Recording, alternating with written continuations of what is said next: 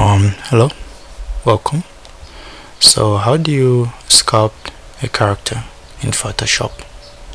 First, we need to find a reference image like the one we have here.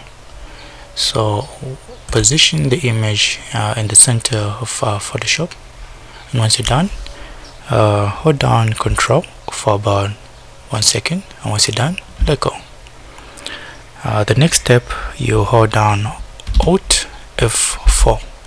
It will bring up a pop-up message asking you to save the document.